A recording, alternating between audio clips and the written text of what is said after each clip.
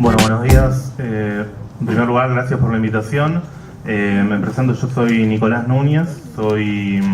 parte de lo que es la comisión directiva de la Federación Universitaria Argentina. Soy parte de ese espacio, que es el ente que reúne a todos los centros de estudiantes de las universidades del país, por parte de la lista que a nivel nacional compone el Frente de Izquierda, y trabajo en... Espero que eso ya se ha podido decir porque ya lo dije. Y como estaba puesto en la presentación también, acompaño a Laura Marrone, que es legisladora de la Ciudad de Buenos Aires, quien hoy no puede estar participando de esta charla porque está en Chaco en el Encuentro Nacional de Mujeres, pero es parte de quien aprendemos gran parte de las cosas que decimos cuando hablamos de educación, es ella. Y también invitamos para seguir el debate a leer las cosas que ha publicado, que son muchas, y que ya presentó en la legislatura un pedido de rechazo a la implementación de la escuela de la secundaria del futuro, que obviamente fue rechazado por el gobierno, pero dentro de la legislatura hay quienes ya plantearon un rechazo, y yo voy a tratar de explicar en qué lo fundamentamos, tratando de ser objetivo en los datos o en la realidad que describimos, pero claramente desde un lugar donde uno tiene tomado una posición. Quiero decir tres cosas, o lo que voy a tratar de fundamentar son tres cosas. Una es que el gobierno no tiene un plan B para esto, en el sentido de que esto es parte de un proyecto macro del gobierno. La reforma de la secundaria del futuro hace a un todo. Eso en primer lugar. En segundo lugar, me voy a referir a dos aspectos críticos de la reforma. Uno es a lo que hace la trayectoria escolar y a la ampliación de la desigualdad y de la brecha entre los que se forman, los que caen en la educación pública, como dice el señor presidente, y los que van a colegios privados, y cómo va a dificultar aún más tratar de combatir la enorme desigualdad que hay hoy entre quienes acceden a la universidad pública y quienes egresan a la universidad pública, de la universidad en general. Hoy en día el 65% de los que terminan sus estudios universitarios vienen de la formación privada en la escuela media, y hay un problema que el actual proceso de reforma va a ampliarlo más que tratar de resolverlo. Y en tercer lugar, me voy a referir al tema del avance que dispone el gobierno en lo que es el control ideológico del aula, a lo que sí vamos a catalogar como, retomar lo que decía el compañero sobre a qué se refiere el gobierno con conquista del desierto y qué significa conquista del desierto en términos educativos. Presentado eso, para remarcar qué es lo que estamos discutiendo, quería empezar mostrándoles algo que salió en el diario de hoy. Como vieron, en dos diarios traje, para que vean que tampoco es una cuestión objetiva, traje La Nación y Página 12, que reflejan dichos de la estrella del coloquio de IDEA, que es este evento de todos los grandes empresarios del país que se está haciendo en Mar del Plata, que terminó ayer, si no me equivoco, que la estrella fue Paolo Roca, que no venía participando, el jefe de la empresa más importante del país, que es Techint, y transformado en pedagogo, Paolo Roca dijo: si uno trabaja en educación pensando en el empleo, asegura movilidad social, posibilidades de crecimiento, de construir una vida, y eso es lo que nos falta. A la que hay que decirlo también, suscribieron, si no la totalidad, casi todos, el 90 y pico, por todos los ministros de educación del país. Y eso engloba, también para ser objetivos, a todo el arco político de los partidos mayoritarios que gobiernan provincias. Es decir, todos suscribieron el acuerdo de Purmamarca, donde está lo que decía Pablo y donde se refuerza la idea, entre otras cosas, de la evaluación. La evaluación aparece como uno de los caballitos de batallas de la elección de Purmamarca y de todo el proceso de reforma. Entonces, lo que estamos viendo también hace a una, por eso insisto con lo de evaluación, perdonen que sigo buscando papeles, a un problema más general que no es nacional, sino que es mundial. Les leo también, para poner en contexto, un texto del Banco Mundial que sacó en 2015 un libro que se llama Profesores Excelentes, donde hacen una evaluación del sistema educativo a nivel mundial y proponen un método de trabajo para los gobiernos del mundo. ¿Y qué es lo que proponen hacer? Planificar una secuencia de reformas puede facilitar su adopción y mejorar su implementación. Las experiencias demuestran que existe una lógica política para establecer una secuencia determinada en las reformas de educación, es decir, hay un método a seguir. El primer paso son las pruebas a los estudiantes, con una divulgación transparente de los resultados, tanto a nivel nacional como individualmente en las escuelas, es decir, publicando los resultados de cada una de las escuelas. Este es el ancla que permite orientar la política educativa en general e incorporar reformas basadas en el desempeño. calcado lo que dice Paolo Roca, que propone para la Argentina un documento del Banco Mundial. En muchos casos, el segundo paso ha sido la adopción del pago de bonificaciones a nivel de las escuelas, mediante el cual se establece el concepto de pago por desempeño. Si tu escuela tiene un mejor desempeño, un mejor desarrollo, podés tener un resarcimiento. Esto hace acordar una frase de Esteban Bullrich en el 2013, cuando, hablando de la evaluación, él decía: queremos que se comprometan todos. Esto es 31 de agosto del 2013, si no mal no recuerdo. Queremos que se comprometan todos. Entonces, a la escuela que tiene buenos resultados, podemos comprarle, conseguirle una nueva biblioteca. Y si el siguiente año también lo consiguen, los chicos de séptimo grado pueden ir a Bariloche. Queremos que se comprometan todos. Lo plantean de esta manera, es decir, la escuela no llega a fin de mes, tiene que preocuparse por mejorar en su rendimiento en las evaluaciones nacionales y sobre todo en las internacionales, que están muy de moda y se habla mucho de las PISA. Y sigue, el tercer paso es la evaluación de los profesores en forma individual y de manera voluntaria,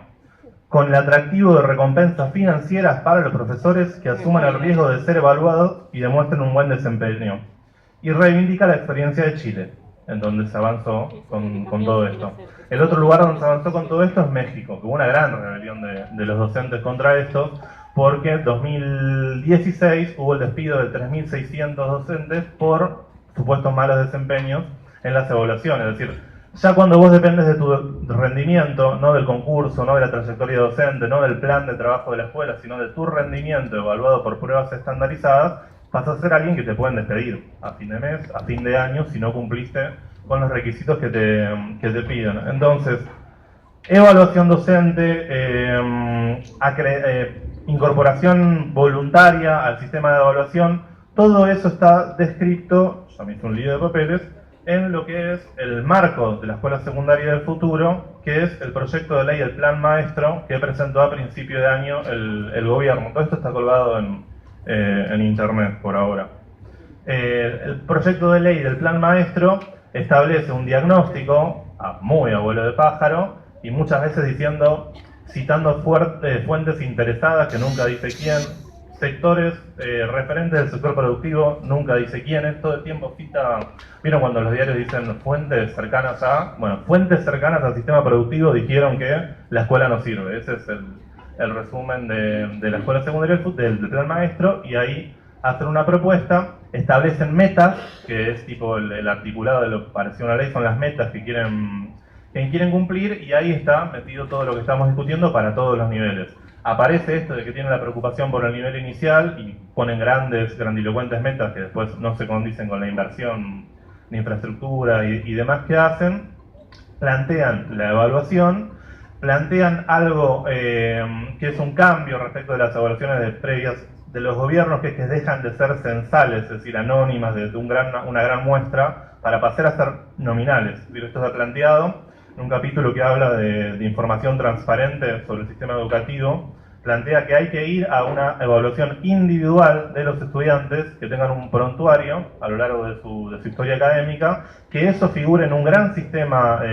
tipo web, una plataforma donde figuren el resultado de todos los pibes, de cómo les fue su desempeño académico, el resultado de todas las escuelas, el resultado por provincia, por barrio y demás, para crear un gran mercado de opciones. Como acá está la avanzada de tu escuela por parte del gobierno de la ciudad, un gran mercado de oferta escolar, y donde las familias puedan optar, bueno, no voy a mandar a mi hijo a esta escuela que tiene este desempeño, esta escuela va a tener que preocuparse por ver cómo hace para mejorar en función de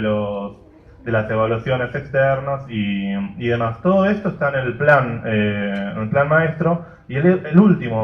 última meta, el último artículo, con la que termina,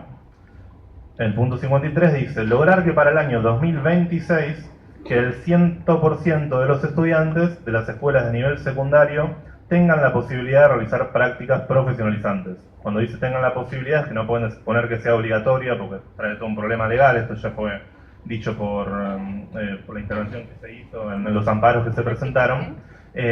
Pero habla de que van para ese lado, no solo las escuelas técnicas,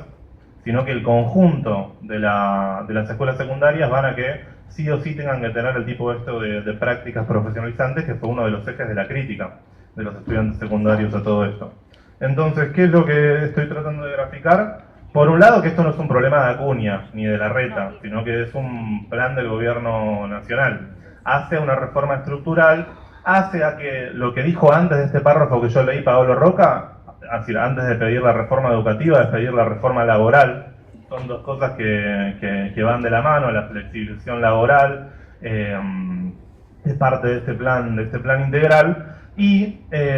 por eso no sorprende que la fundación con la que el gobierno de la ciudad avanzó en convenios para edificar la reforma, que es la Fundación Cimientos del clan Blaquier, sea una fundación que tenga entre sus socios al JP Morgan, al Banco Galicia y a otros bancos, que hacen a toda la estructura del capital financiero gran beneficiaria de las políticas del gobierno, y de los que después, en donde termina la cuadratura del círculo de este plan, son los que después le prestan plata al gobierno para que se sigan endeudando como lo viene haciendo. Entonces, todo eso hace la estructura que está detrás de la escuela, de la reforma de la secundaria del futuro. Y que esto es muy importante porque la rebelión que hubo de los estudiantes secundarios, que empezó muy, en el sentido, rebelión de que fue algo que fue repentino, que sí tuvo sus instancias previas de diálogo, pero que si no había esta irrupción, que fue catalogada y criticada con los peores epítetos que se puede por parte de los medios y del gobierno, si no existía esta intervención, no estaríamos teniendo esta charla, el gobierno no hubiese frenado. Es decir, fueron los secundarios los que instalaron esa problemática, y eso hace un problema de todos. En mi caso, yo lo asumo como un problema como representante del movimiento estudiantil universitario, de que avanzaron también reformas en el movimiento estudiantil universitario, como el sistema de reconocimiento académico, que si a alguien le interesa después explicamos qué es lo que es, y nadie le paró el carro al gobierno como sí lo hicieron los estudiantes secundarios. Entonces vale doblemente el mérito que tuvieron, y de ver de cómo hacemos de conjunto ahora para empujar para que esto vuelva y poder frenar la reforma. Entonces, toda esta discusión, algunas trazan hilos a los inicios de las discusiones del sistema educativo argentino, la discusión entre Alberdi y Sarmiento sobre la educación para las cosas,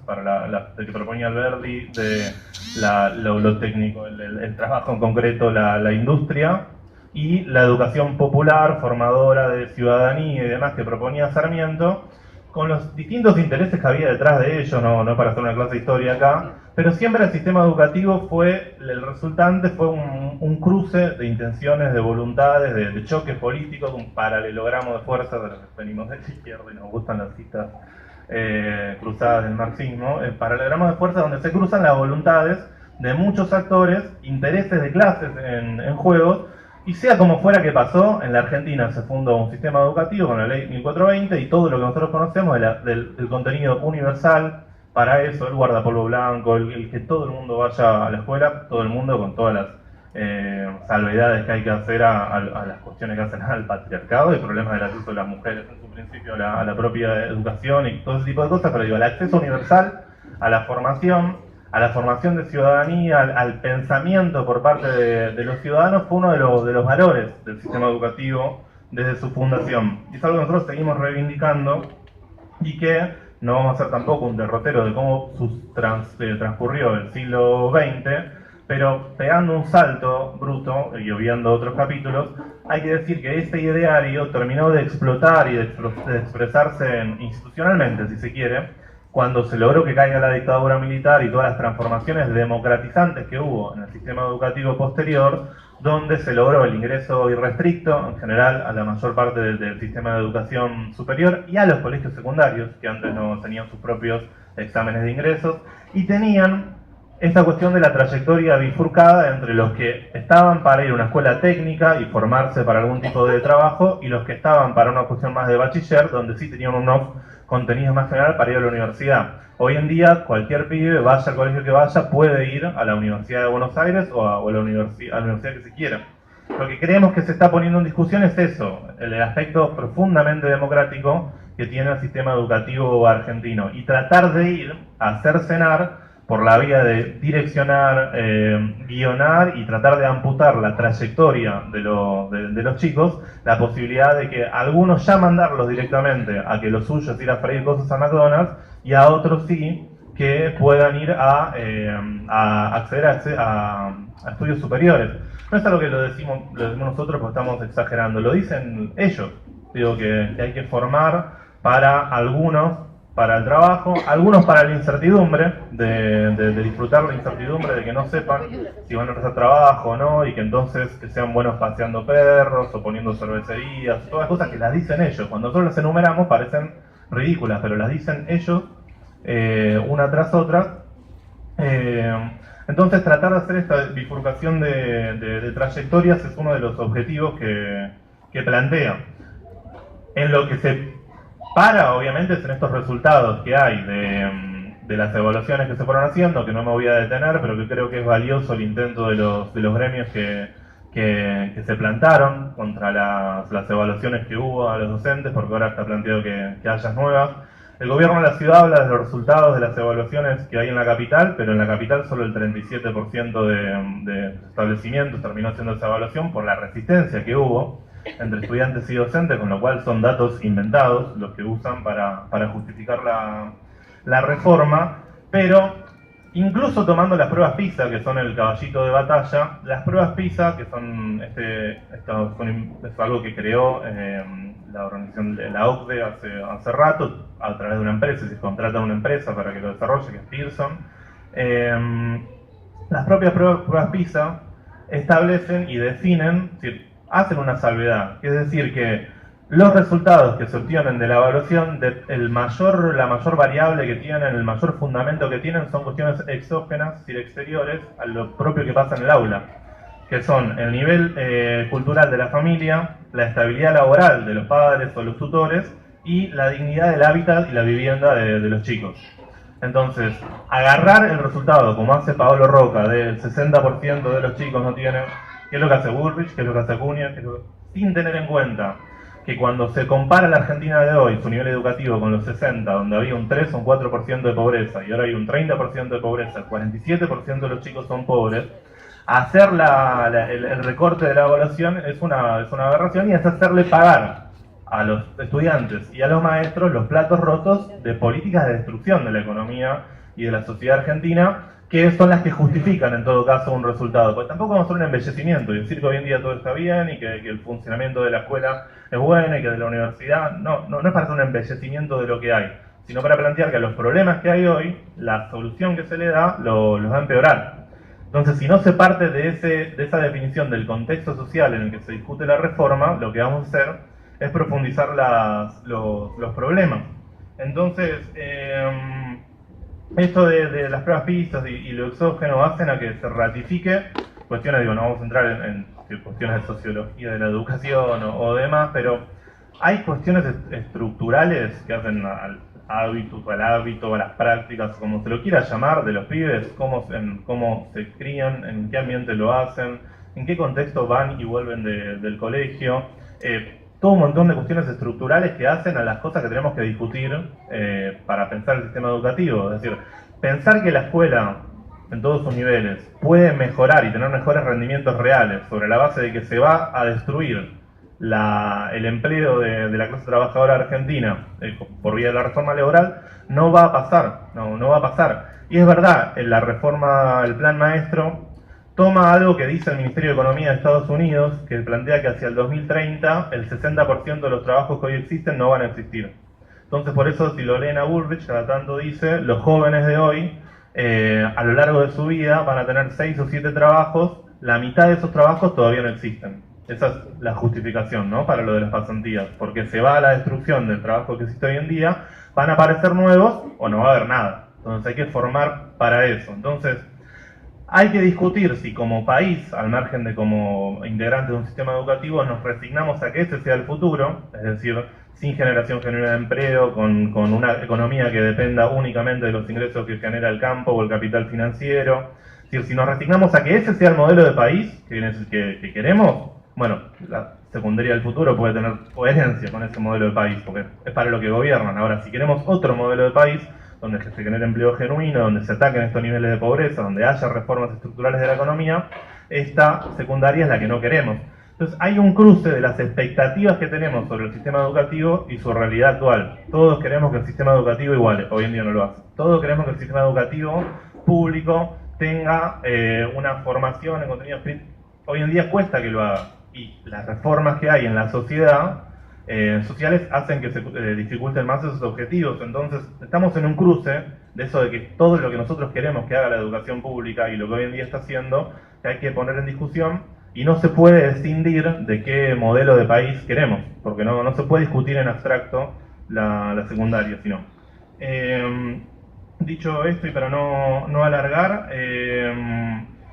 lo que quería agregar de esto es que, por un lado, que los propios funcionarios en las reuniones que tuvieron con los legisladores de la ciudad de Buenos Aires, cuando por primera vez se pusieron a charlar de esto, obviamente después de las tomas de los colegios, antes no, todo oral, incluso fue antes de que aparezca el texto que decía el compañero de la escuela que queremos, los propios funcionarios hablan de tratar de ir hacia lo que es el modelo alemán de educación. En el modelo alemán hay una escuela primaria de 4 años, a la salida de la cual los pibes tienen un informe de resultados que dice, algunos van para una escuela de formación en oficios y otros van al bachiller, donde pueden después acceder a estudios superiores. Hacia eso va la reforma que están tratando de hacer. Entonces, por algo es que dicen que para la escuela privada a lo sumo sería optativo acceder a tomar las indicaciones de la secundaria del futuro. Nosotros tratamos de graficar esto en que a los chicos del Cardenal Neumann no los van a mandar a freír cosas al McDonald's. Eso está reservado para los que caen en la escuela pública. Entonces, eso va a ser a una bifurcación de quiénes pueden acceder al contenido superior, quiénes en quinto año van a aprender historia argentina y quiénes en quinto año van a estar haciendo prácticas profesionalizantes o prácticas de emprendedurismo.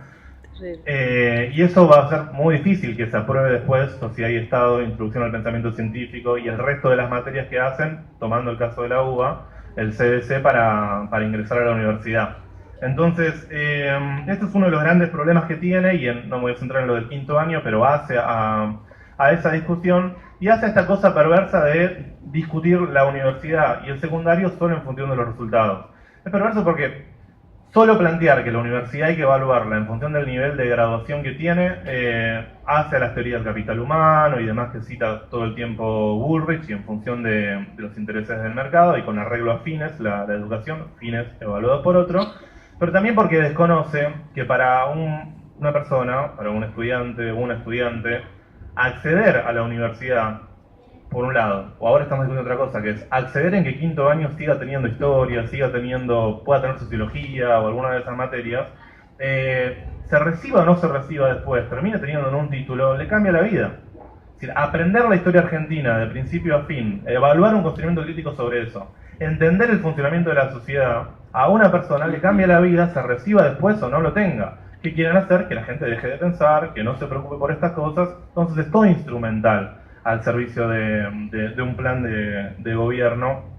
que avanza en ese sentido. Por último, y perdón por la extensión, pero quería referirme al control de contenidos muy breve, en que uno de los aspectos democratizantes también hace que hoy en día hay un espacio de coproducción, de complicidad, si se quiere, entre docentes y estudiantes, que eso es el pilar de defensa de la educación pública hoy en día. Si existe la educación pública en la Argentina, yo no me voy a hacer el balance de los gobiernos postdictatoriales, que es bastante más crítico que quizás podrían hacer los compañeros, pero para nosotros si existe hoy en día la educación pública como existe es por la resistencia que dieron los docentes y los estudiantes.